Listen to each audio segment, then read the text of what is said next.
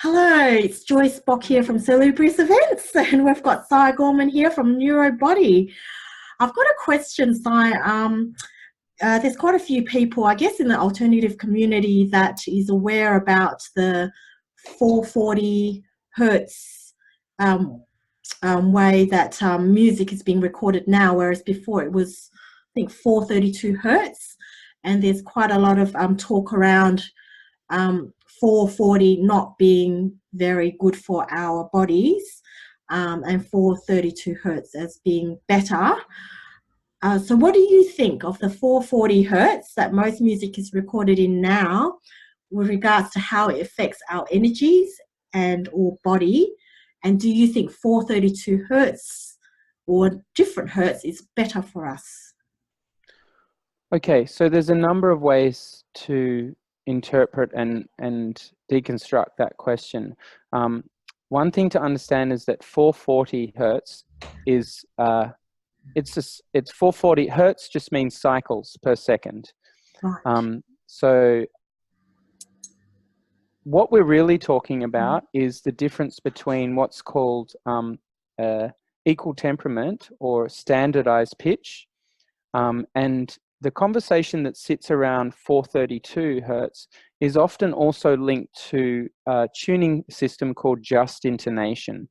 Now, when we have the piano and contemporary orchestras or pitch in general that works from a single point, which is A440, so the note A on the piano, it relates to a grid, and that grid is the piano. It splits up a spectrum of sound based on the smallest interval being a semitone on the piano.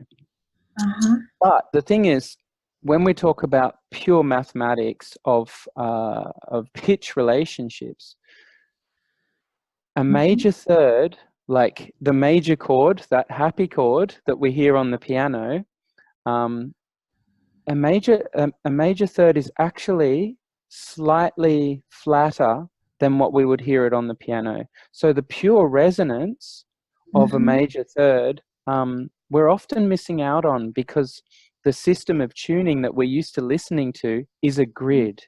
It's not based on perfect mathematics. And if you hear the difference between a just intonation major third and an equal temperament major third, that it feels different. It really feels different. And I think, you know, people who are in the alternative community that you're talking about there, I guess you're alluding to alternative medicine. There is an increasing focus on how sound, how resonance really physiologically affects our body.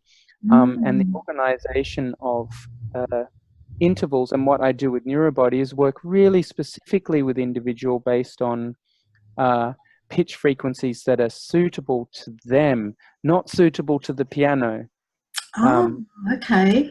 So it's important to focus on individual spectrum relationships to sound, whereas, you know, because we're not a one size fits all. We're from different cultures, different backgrounds.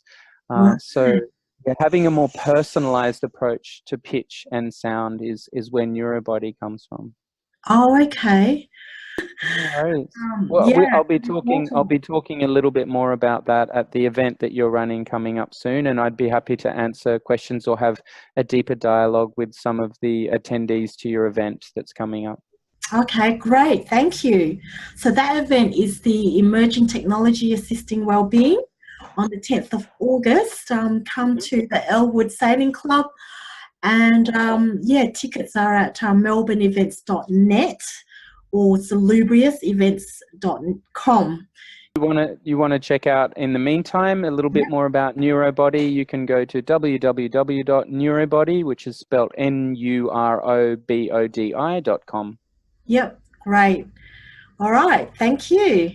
No worries. Yes, see you at the event.